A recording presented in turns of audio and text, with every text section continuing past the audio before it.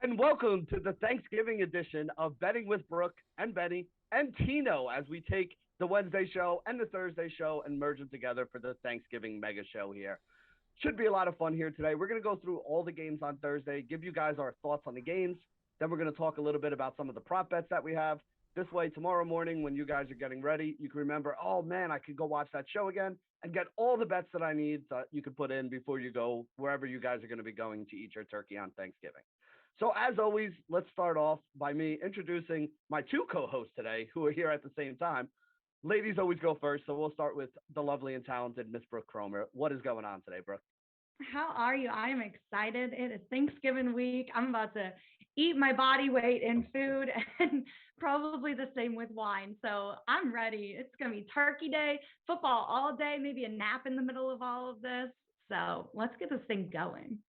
Yeah, I try to take the nap early in the day. This way I don't miss any of the football. So it's like wake Right. up, do the things you got to do, help put the turkey in because that's going to take like 6 hours to cook anyway.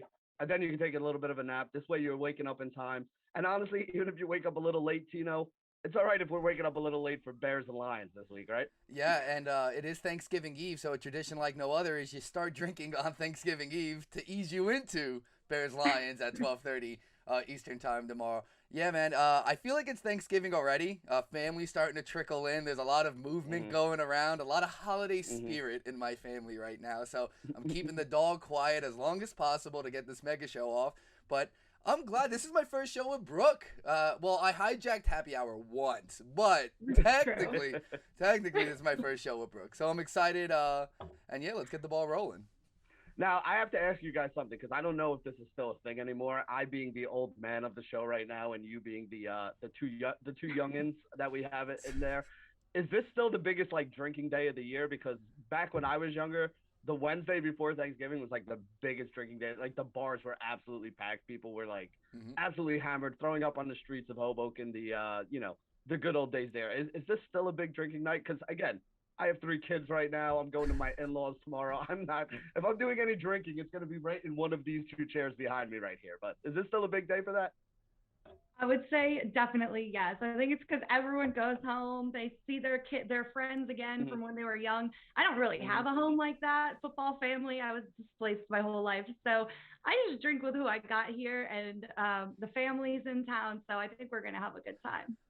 Yeah, I Tino, how about you, man? yeah Because you and I are from the same hometown here. Yeah, so I think early on when you start drinking, you think yes, but then you realize people just look for a reason to drink. So I do True. think this is just another day, especially when you compare it to Hoboken. There's the Santa Cons, the Leprechauns. It's like every holiday people are drinking. So I guess That is that's the true. true holiday spirit, right? Some red wine and some beer and some celebrations. I mean, listen, anytime you have the day off tomorrow, it always makes it a lot easier to go out and not worry about what happens tonight. But we do have some important things to talk about tomorrow, three football games in particular. So let's get into them here. The first one is the Chicago Bears taking on the Detroit Lions. This line opened a little bit higher than it is right now. I think it opened around 3.5. It's down to -3 on DraftKings and most other places out there as well. I don't think a lot of people are expecting a big offensive outburst here. The total is the lowest one on the day at 41.5. It is a tradition, Bears and Lions playing on Thanksgiving. So, Brooke, let's start with you here. What are you looking at in this Bears Lions game? How do you think this one's going to work out? This is basically a battle between two of the worst NFL teams in the league. Bears are on a 5 game losing streak. Detroit basically, well, they are winless, which has got to be painful. And the Lions are going to be without quarterback Jared Goff once again out with his oblique injury. So we will rely on Tim Boyle to bring home the Lions' first victory of the year. And Boyle started last week versus the Browns, threw for only 77 yards and 2 interceptions. Now they at least have DeAndre Swift, the 22-year-old running back selected in the second round of the 2020 draft. So he's already rushed for 555 yards in 10 games this season, went over 100 yards in the last 2 games. And then on the other side, the Bears have Andy Dalton starting for the injured Justin Fields. I'm sure they'll be throwing to Darnell Mooney once again as he recorded his second 100-yard performance of the season last Sunday with 121 yards and a touchdown. Saved my DFS lineups. I love this man. I am definitely, though, betting the under on this game with both teams not having any outstanding performances under their belt this season. And I'm also taking the Bears at home to win. I can't see Boyle pulling off this victory after his bad performance last week. I do trust Andy Dalton a little bit more to lead a team to a victory. Not much, but a little. So we're going with the Bears on this one. Tino, how about you? What are you looking at here for this Detroit-Chicago game? So, Benny, I don't think you know a bigger Lions fan than me. You know I've pounded the table and I've called them America's team several times this year, and I've asked you to not bet against them several times, and we tend to do it, and then the one time we bet the Lions, they get blown out by 40 at home to the Eagles, and we haven't touched them since. I'm going back to the well. So my favorite play is the under here. The under went when these teams were full strength earlier this season. I'll get to my prop play, which is actually my real best bet in that. I think it's going to be a lot of the same. That game was 24-14. The Bears ended up winning that. It could have been a lot worse. David Montgomery got hurt in that game. He was getting going early in it. I think it's going to be a heavy dose of ground and pound. Yeah, I think it's really funny. I don't know what the beep was. That just startled me extremely. Someone's microwave is going on. That might be it might be a fire alarm because I'm betting the Lions and they're trying to alert the authorities. But yeah, that's where I'm at. I'm on Lions 3.5. I'm taking the under. Look, David Blau was once the Lions quarterback on Thanksgiving, and I had to sit through that game. So them having Boyle at quarterback is not much of a different of what we're used to. He looked really bad last week, but they were able to keep that game close within a field goal against Cleveland. Now, I know Cleveland's a little banged up, but on the road, it was a 3-point game, and they were down. They kind of battled back there. So I don't expect Boyle to do this on his own. It's going to have to be a heavy dose of Jamal Williams and DeAndre Swift, but that's where the under comes in. I'm going to take the Lions 3.5, and I'm going to take that under. All right, so I'm going to throw some numbers out there for you about the Lions. And you are correct. I talk you out of it every time you want to play it. And half the time you're right, and half the time you're wrong, and I'm right. But you know what? That's the way it is. But here's the numbers when you break it down. The Lions are 0-9-1 on a year. As Brooke mentioned, they are winless on the season. But as Tino mentioned, they are 6-4 against the spread. So this is a team that has been profitable to bet on. But here's the thing with that 6-4, right? A lot of these spreads have been like +9, +10, +12 because they're that bad of a team. They had 3 games this year where the spread was +3, +3, and +3.5. Those are 3 of the 4 losses against the spread that they have. One against Chicago the first time, one against Cincinnati, the other one when everybody in the world except for me wanted to bet on them against the Philadelphia Eagles. This is going to be the 4th time this year where they've had a spread of 4 points or less. Like I said, they're 0-3 in these games where the spread is 4 points or less. They're 6-1 in the games when it's 7, 8, 9, 10, 12 points. So for me, I just want to be on the Bears side here. Plus, you guys mentioned it. It's like you got a quarterback who threw for less than 100 yards. You know how hard it is in today's NFL not to throw for 100 less yards? Less than 75, Benny. Like, it was less than 75 yards. He didn't even hit the 80 threshold. People throw for more than 100 yards on in a quarter in today's NFL, let alone in 4 quarters for an entire game. So I don't know. I mean, I just think that the Bears, it's not like I love the Bears, but the Bears are getting healthy right now. At least they got David Montgomery back. They may be without Allen Robinson. Obviously, Fields is gone, but I don't really consider Fields to Dalton much of a difference, right? Like, Andy Dalton is a professional quarterback that's been in the NFL for years and years and years. He's not an unknown like Boyle is on the other side of this game. Like, Dalton isn't a stud, but he's also not the worst quarterback that's going to be putting on a uniform and starting for a team in the NFL this year. So I think he's going to be at least serviceable there, where I'm not sure if Boyle can be. And again, there is still a chance that Jared Goff plays too. But again, I don't think that's an upgrade for Detroit right now. So for me, I'm on the Chicago Bears side. I like the Bears -3. Let's get into our prop plays for this game, because I have one that I really like, and that's Marquise Goodwin here. +290 is the number on him. He saw 8 targets last week. Now, Mooney didn't practice yesterday, and Allen Robinson didn't practice. It does look like Darnell Mooney is going to play, though. Allen Robinson, though, is on the wrong side of that coin, which means that, Marquise Goodwin is basically going to be out there. And there's a big difference between having Andy Dalton under center and having Josh Fields under center. Josh Fields there, you might see him run a little bit more. You might see the ground game be a little more involved. Dalton's not rushing out of the backfield. He's not going out there. If he drops back to pass, he's either getting sacked or he's throwing the ball. So I do think that these wide receivers and these pass catchers in general are going to have a pretty decent game here. The Lions are 32nd ranked in the entire league for coverage grade out there. So you literally can't get a better matchup than this in the NFL. So I like Goodwin, whatever it is, +290 to score a touchdown, anytime touchdown here. That's my favorite prop play of the day. Brooke, what do you got for us? I am like an Andy Dalton over 205.5 passing yards at minus 115. I just think it's a better option to throw the ball. It goes a lot with what you were just saying. And against this Lions defense, it's not going to be tough to get these completions in the stat book, like you were saying. So I think we're going with the same theme here, which is going to be great. Tino, where are you sitting? So, a few things there. Benny, I can tell by you tripping over your words that deep down it hurts. It hurts to bet the Bears. It's like there's no real winner in this. The real winner is football. No. At least we get Thanksgiving football, right? We can't Yes. we can't complain too much about this. I'll get to my prop, but I also want to say when I look at these games, I have to imagine who's going to be eating that turkey leg when the game's done. And God, I want Dan Campbell to eat that turkey leg so bad. He was talking about taking kneecaps earlier this season, so it would be great to see him eat a turkey leg.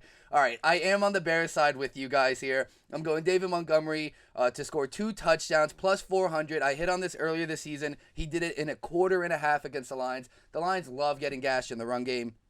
David Montgomery loves scoring touchdowns. He's the only person who can score touchdowns for the Bears right now.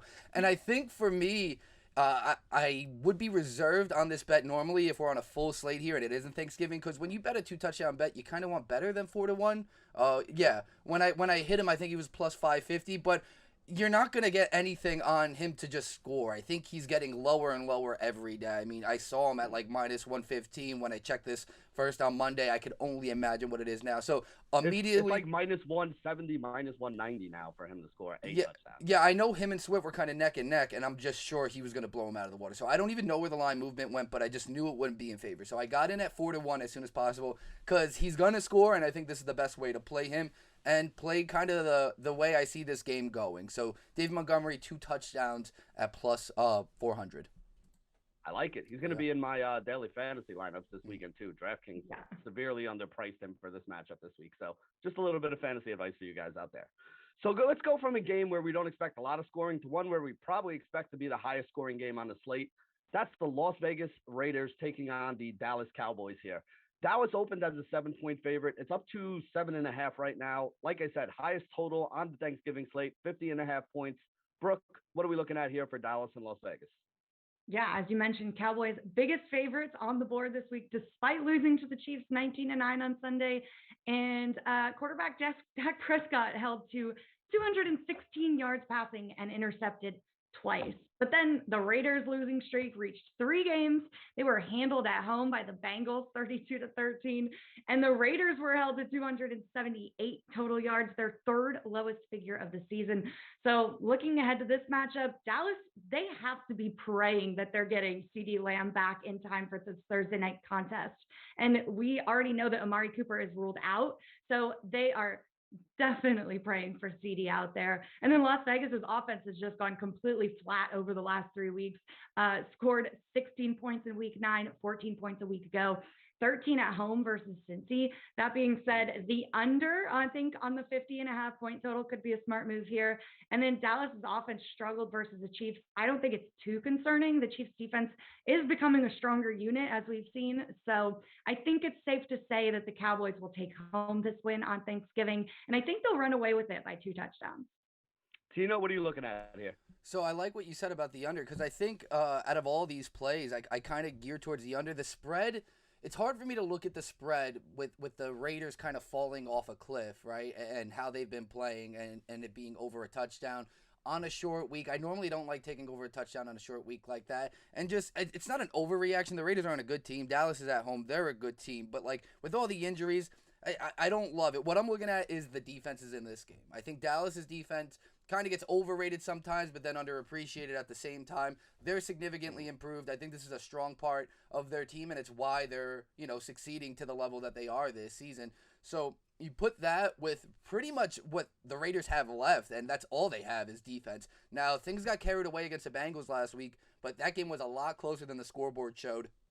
I know the Bengals pulled away, ended up putting 33 points up, but it was neck and neck in a field goal game for a majority of that. So I really like the defenses in this game to keep this under 51. And on top of that, it's like, if you don't love the defenses, don't like the Raiders offense. They haven't scored over 16 points in 3 weeks. So even if Dallas blows them out, like the Raiders aren't going to score enough to get this to cover. So my best play here is the under, and I'm kind of staying away from this spread because I don't really have an inkling on either side of that.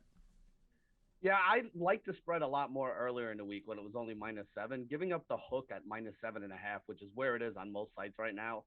I don't know. You open yourself up to the back door there. I thought it Mhm. was kind of a few too many points already anyway. But I'm with you guys on the under. Unders have hit 55% so far this year in the NFL. Basically meaning if you get at -110, if you're over 52.5%, you're going to make a profit. So you could just basically blindly bet the under in every single game so far this NFL season, and you would actually be a profitable bettor. So I'm looking at it. Last week there were 3 games that had totals of 50 or higher. All 3 of them went under as well.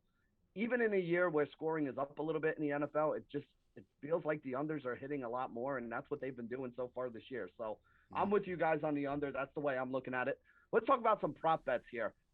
Brooke mentioned that Amari Cooper is out, COVID. I don't think he is vaccinated, which means that at a minimum he's going to be out for 10 days. So he might actually miss. No, he'll be back in time for next week probably. But either way, he's going to be out for this game. He's not going to be playing. CeeDee Lamb got a concussion on Sunday. And after Lamb went out, the guy who was out on the field the most was actually Cedric Wilson. So you have Cedric Wilson, you have Michael Gallup, and you have Dalton Schultz are going to be the 3 guys that are probably going to be the primary pass catchers this weekend for Dak Prescott, or this Thursday, I should say. Cedric Wilson, anytime touchdown plus 180. That's the one that I'm going for here with my prop play for the Dallas game. Brooke, what are you on for this? I've got Ezekiel Elliott over 60.5 rush yards at -110. Even though he is a bit banged up, he said he's feeling better each week, managing the pain. We know he can play through some pain. The Raiders have the 4th worst rush defense, so I don't see it being an issue for Elliott to reach more than 66 rush yards on the day. The Raiders allow 132.1 rush yards per game. So Ezekiel Elliott over, I'm loving it. Tino, Tino, what where about you you? at? What do you got? Oh, I Yeah. like it. Both of you guys asked me now. It We're makes dying to know. it makes it Yeah. even better. It makes it even better. So Benny, I know this technically isn't a Thursday primetime game because there's several Thursday games and the primetime one being 8 o'clock. But what do I love doing on Thursday? Every time. Oh my gosh. You know what? It's like my texts just know. They're like, Tino's about to talk. Cut him out. All right, so far, Brooks texts want us to bet on the Lions, and whatever Tino's about to say, which I'm sure is a quarterback touchdown here. Am I correct? It is a quarterback touchdown. Yes, that's what I was alluding to. So we're gonna take. Oh, we haven't changed it yet. Give me a second. So I think the text threw me off there. So I'm gonna bet Dak Prescott anytime scorer at 4-1 here. Underestimated part of Dak's game. He scored a touchdown, his only touchdown of the season, in terms of rushing 2 weeks ago against the Falcons. Look, Zeke's a little banged up. They said he's going to be okay. I kind of looked at this and I was like, this is going to be a Tony Pollard game. I like his props. I want to check those out. And then I was like, you know what? If Zeke is a little banged up, I think they use Dak's legs a little bit here. I think it's an easy way to take advantage of this Raiders defense. They're vulnerable to, over pursuing quarterbacks. They like to get a pass rush there, but Dak knows how to make some plays. 4-1 is way too juicy for me to stay away from this. I would have done this just by saying he's a quarterback who moves and can score a rushing touchdown. Benny, you know me. I bet Joe Burrow and Trevor Lawrence in the same game before, but 4-1, this is what we're looking for. Now, remind you, David Montgomery, 4-1 to score 2. Dak just to fall in the end zone at any point, 4-1. Like, that's value I want to be on here, and that's how we're going to try to make some money on Thanksgiving. We're not going to go broke trying to bet these 4-unit bets. I mean, you could, but you just need to hit one and hopefully only lose a couple, and then you end up a couple units. So you could go broke, but I don't think we're going to do that on Thanksgiving. I like Dak to score a touchdown here, and the phone does too. Yeah. Her phone does too. Yeah. Well, that's the thing. I mean, when we're looking at these bets that are plus 300, plus 400 too, there's 3 games. You hit one of these bets. You hit one bet in one of these 3 games. You're going to end up with more money at the end of Thanksgiving than you started with, minus whatever you spent on alcohol and everything else and, all that good stuff. So we got one more game to talk about here. It's the Buffalo Bills against the New Orleans Saints. Both of these teams are kind of in a free fall right now. Buffalo losing to Jacksonville a couple weeks ago. They beat the Jets. You don't really get much credit for doing that. And then they just got blasted last weekend by the Indianapolis Colts. So this is a team that really needs to figure it out. But here's the interesting thing about this game. Buffalo's defense is one of the best pass defenses in the league, but they're a team that you can run on, and the Saints like to run. The Saints have one of the best rush defenses in the league, which Buffalo doesn't really care about because they can't run the ball anyway. But the Saints are a team you can pass on, and Buffalo's going to like to pass. 45.5 is the total here. I guess you guys can kind of understand what I'm hinting at here. This might be a sneaky shootout kind of game. What do you think about that, Brooke? Yeah, I think the Saints are going to be playing up to the Bills' standards. It's, I mean, at this point, every game is a must win for the Saints from here on out. We look at the current records. New Orleans is currently tied in record with the 49ers and the Vikings for the NFC's final two wildcard playoff spots. This will be New Orleans' fourth time playing on Thanksgiving, and they've won every time. So think about that. But I don't think that they'll continue with that trend. Most of their players pretty banged up. They'll be relying on Trevor Siemian again at the helm, and Alvin Kamara's injury isn't looking good.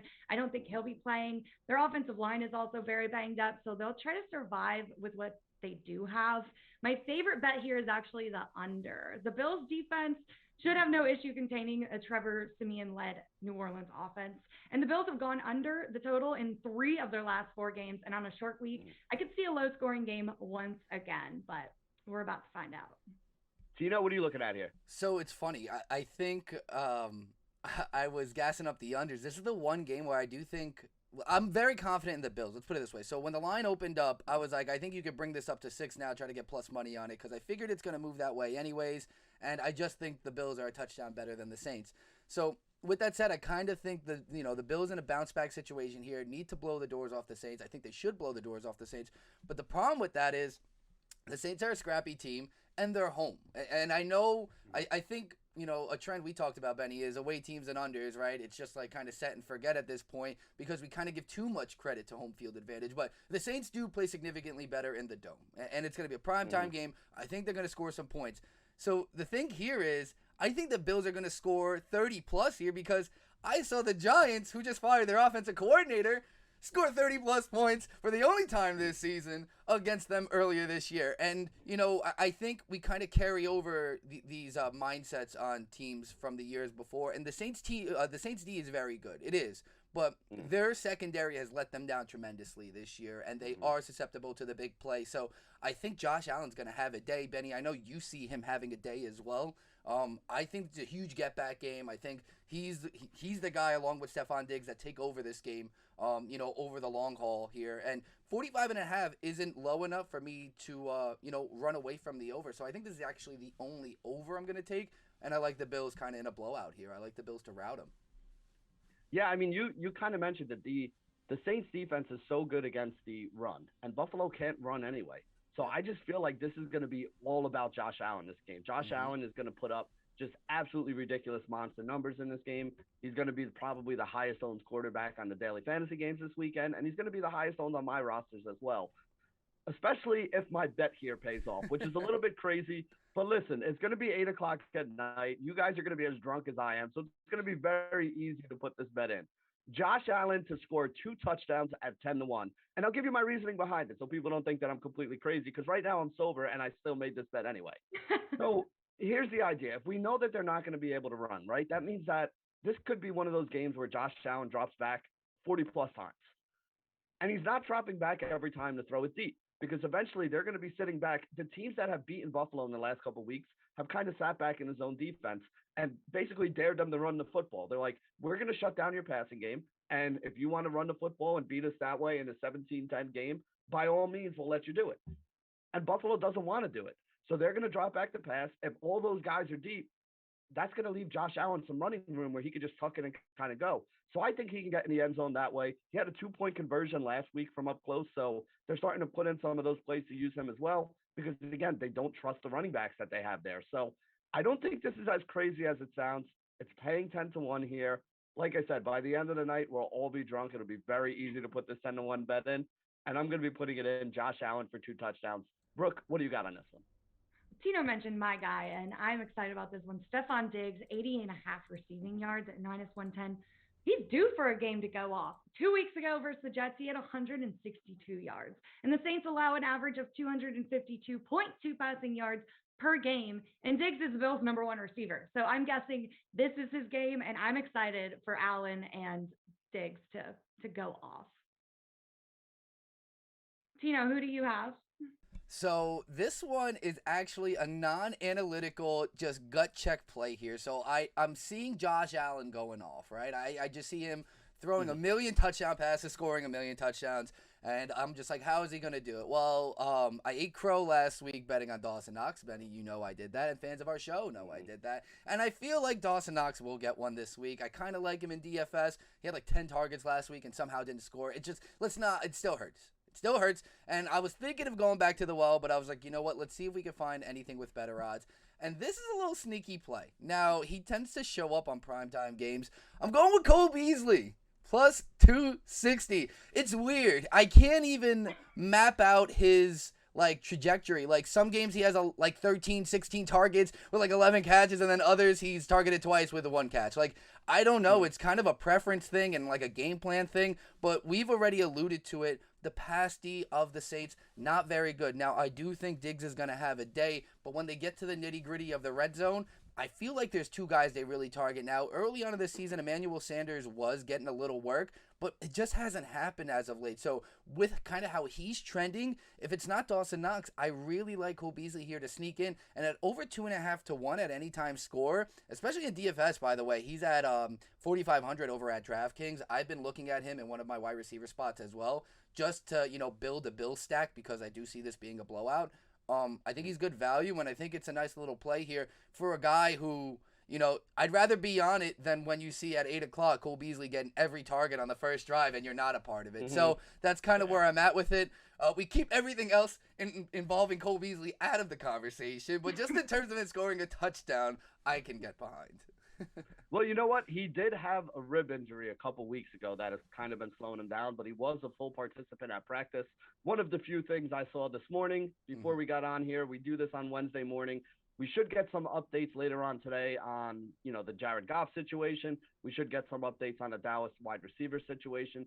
So definitely make sure you guys take a look at that and see what news is, floating around before those games tomorrow. On a short week, it's always tough to know whether these guys are going to play or not. A lot of times on the short week, especially some of these veterans, they take an extra day and then they show up at practice the next day and it's no big deal. So definitely double check on all that stuff before you guys go and make any bets on this game or put in any DFS lineups. But there you go. To wrap it up, our Thanksgiving show. For Brooke, for Tino, this is Benny signing off for Betting with Brooke, Tino, and Benny here on FTN Bets at the FTN Network. From our family at FTN to yours, have a happy Thanksgiving, everybody. Enjoy.